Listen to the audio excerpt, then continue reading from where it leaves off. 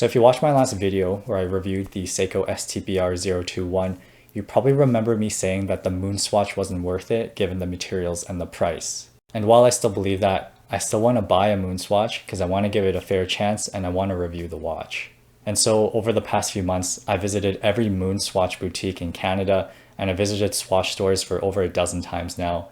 And even though I haven't gone to Moonswatch yet, I've actually learned quite a bit by visiting these stores and talking to customers and the sales associates. And so for those who haven't had a chance to visit a boutique yet, here are 10 things you should know about buying a Moonswatch.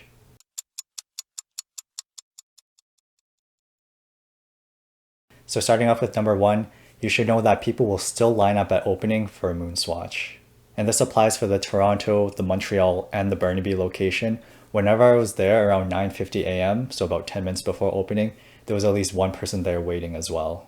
Now, of course, this is pretty mild compared to the hundreds to thousands of people who are waiting at launch, but just be aware that there is still demand for these Moonswatches, so it's not like people have forgotten about it yet. And that leads us on to number 2 on this list. The people who are demanding these Moonswatches are mostly watch enthusiasts. And how I know this is because when I talk to the customers that are waiting in line with me, these are people that want to buy every single model of the Moonswatch, and or they're already collectors and they have a bunch of watches already. A lot of people online who are defending the Moonswatch were saying that the Moonswatch is a good idea because it exposes watch collecting to a wider audience, but so far it seems like it's only the watch enthusiasts who are acquiring these watches. Now this situation can change as supply will eventually outgrow demand, but in the meantime, if you're trying to get a Moonswatch, just know that there's people who are waiting outside the Swatch stores every single day. Now the reason why people visit the Swatch stores every single day to try and get a Moonswatch is because of point number 3, and that is nobody knows when the watch shipments come in. Now you can try asking the sales associates when the next shipment will come, but they'll probably tell you the same thing they've been telling me, and that is that they have no clue. Now I don't know if they're lying about whether they know or not, and I'll probably never find out whether they're lying, so I will just assume that when the shipments come, the shipments come. But to add even further confusion to the whole situation, we have point number 4, and that is the shipments don't always come at store opening. Sometimes they'll come during the day. When I was in Burnaby a few weeks ago, I visited a Swatch store right at opening and there was no Moonswatches, but when I went the next day, a customer told me that there were watches yesterday, but they released them at 3 p.m. So you could argue that there is no advantage to visiting a Moonswatch boutique right when it opens, because they can release it at any point during the day. So everything I've talked about so far is a bit negative, but number 5 is a positive, and that is that the Moonswatch releases are getting more and more frequent. They're about once a week or even twice a week now. Now what that means is that if you talk to a sales associate and they told you that they just sold some Moonswatches today, chances are they're not going to have any tomorrow or the day after. Now this could change as supply will eventually meet demand, but at least for the next few months, so probably the rest of 2022, it's probably going to be like this. And speaking of releases, they don't release the same quantities of each model when they get a shipment. For some models, they might receive 10, and for others, they might receive 6. The sales associates that I talked to were guessing that the reason why they do this is because Swatch is trying to meet demand for certain models, but it could also just be a supply shortage of certain colors.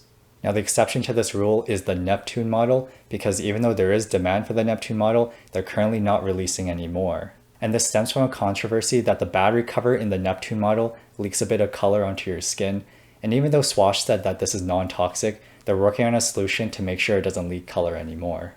So until Swatch fixes this problem, your only option for the Neptune model are resellers online. Moving on to number 8, whenever you see that briefcase showing off the Moonswatches at the boutiques, those briefcases are not for sale. No matter how much money you offer to the sales associates, it's simply not theirs to sell. And in fact, the sales associates have even told me that other than putting it in and out of storage during opening and closing procedures, they're actually not allowed to even touch it.